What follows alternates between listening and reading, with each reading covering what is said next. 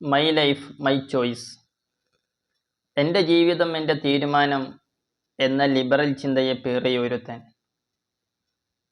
പിറ്റത്തെ ആഴ്ച ഡോക്ടറെ കാണാൻ ഹോസ്പിറ്റലിൽ ചെന്നപ്പോഴുണ്ട് OP ടിക്കറ്റും എടുത്ത് അവനവിടെ ഇരിക്കുന്നു.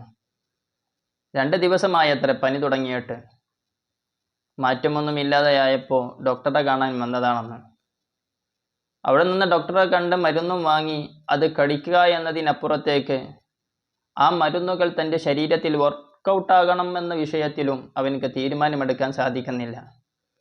അല്ലെങ്കിലും അവനക്ക് അസുഖം വരണമെന്ന് അവൻ്റെ തീരുമാനപ്രകാരം വന്നതൊന്നല്ല. വന്ന അസുഖം മാറണമെന്ന് അവനക്കൊരു തീരുമാനം എടുക്കാനും കഴിയുന്നില്ല. എന്നിട്ടും അവൻ പറയുന്നത് മൈ ലൈഫ് മൈ ചോയ്സ് എന്നാണ്. യഥാർത്ഥത്തിൽ ആ ഒരു ചിന്തയെ പേറുന്നവർ യാഥാർത്ഥ്യങ്ങളെക്കുറിച്ച് യാതൊരു വിധേനയുള്ള ധാരണയുമില്ലാത്തവരാണ് എന്നതാണ് സത്യം. അവൻ വെള്ളം കുടിക്കുന്നുണ്ട്. വെള്ളം കുടിക്കാതെ അവനക്ക് ജീവിക്കാൻ സാധ്യമല്ല. പക്ഷേ ആ വെള്ളം ഉണ്ടാക്കിയെടുക്കാനുള്ള കപ്പാസിറ്റി അവനക്കില്ല. അത് കുഴിച്ചെടുക്കാൻ അവനക്ക് പരിശ്രമിക്കാൻ സാധിക്കുന്നുണ്ട്.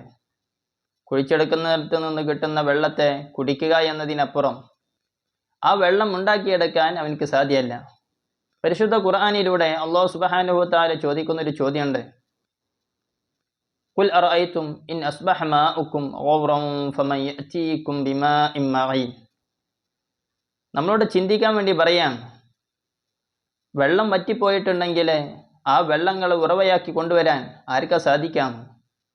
അള്ളാഹു അങ്ങനെ വറ്റിച്ചു കളഞ്ഞാൽ പിന്നീട് വീണ്ടെടുക്കാൻ മനുഷ്യൻ എങ്ങനെ സാധിക്കുന്നു? അല്ലാഹു സുബ്ഹാനഹു വ തആല തരുന്നതിനെ അനുഭവിക്കലല്ലാതെ നമുക്കെന്ത് സാധ്യമാണെന്ന്. ഈ മൈ ലൈഫ് മൈ ചോയ്സ് എന്ന ആശയത്തെ പറയാൻ വേണ്ടി അവൻ വരുമ്പോഴും ഭക്ഷണം കഴിച്ചിട്ടുണ്ടാകും. പക്ഷെ ആ ഭക്ഷണം അവനുണ്ടാക്കിയതാണോ? അവൻ്റെ പ്രക്രിയകളിലൂടെ ഉണ്ടാക്കിയെടുക്കാൻ ചിലപ്പോൾ അവനക്ക് കൃഷി ചെയ്യാൻ കഴിഞ്ഞിട്ടുണ്ടാകാം. പക്ഷെ കൃഷി ചെയ്ത വസ്തുവും മുളപ്പിച്ചെടുക്കാൻ അവനക്കെന്ത് അധികാരം? അവനക്കവിടെ എവിടെയാണ് സ്വാധീനമുള്ളത്? ആ വസ്തുക്കൾ മുളച്ചു വരുന്നതിനെയും അതിനെ തളിർക്കുന്നതിനെയും കായ്ക്കനികൾ ഉണ്ടാകുന്നതിനെയും നിയന്ത്രിക്കാൻ അവൻ്റെ പക്കൽ എന്താ ഉള്ളത്? ഇത്രയും സ്വന്തം ശരീരത്തിൽ പോലും നിയന്ത്രണങ്ങൾ വേണ്ട വിധമില്ലാത്ത മനുഷ്യൻ, അവൻ കുടിക്കുന്ന വെള്ളം, ആ വെള്ളത്തിൻ്റെ സത്തയെ അവൻ്റെ ശരീരം സ്വീകരിക്കണമെന്ന് അവൻ വല്ല തീരുമാനം എടുത്തിട്ടുണ്ടോ? അവൻ കഴിക്കുന്ന ഭക്ഷണം, അതിൻ്റെ പോഷകങ്ങളൊക്കെ ശരീരം വലിച്ചെടുത്ത് വേസ്റ്റ് പുറന്തള്ളണമെന്ന് അവൻ വല്ല തീരുമാനം എടുത്തിട്ടാണോ?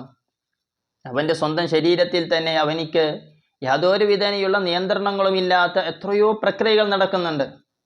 ഒരു തലവേദന എടുത്താൽ തീരുമില്ലേ അവൻ്റെ മൈ ലൈഫ് മൈ ചോയ്സ് എന്ന തത്വം?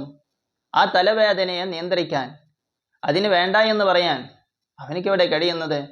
മരുന്ന് കഴിക്കാൻ കഴിഞ്ഞേക്കാം, പക്ഷെ ആ മരുന്ന് ഫലവത്താക്കാൻ അവനിക്ക് എന്ത് സ്വാധീനമാണുള്ളത്? ഇങ്ങനെ തൻ്റെ ചുറ്റുപാടും തൻ്റെ ശരീരത്തിലും തൻ്റെ എല്ലായിടങ്ങളിലും തനിക്കൊരു സ്വാധീനവും ഇല്ലാത്ത ഒരുപാട് കാര്യങ്ങൾ താൻ അനുഭവിച്ചുകൊണ്ട് അതിനെയൊക്കെ സംവിധാനിച്ച് തന്ന, ഒരുക്കി തന്ന, അതിനൊക്കെ അവസരങ്ങൾ തന്ന അവൻ്റെ സൃഷ്ടാവിനെ തള്ളി പറഞ്ഞുകൊണ്ട് അവൻ പറയുന്ന ഒരു ഉഡായിപ്പ് വർത്തമാനമാണ് മൈ ലൈഫ് മൈ ചോയ്സ്.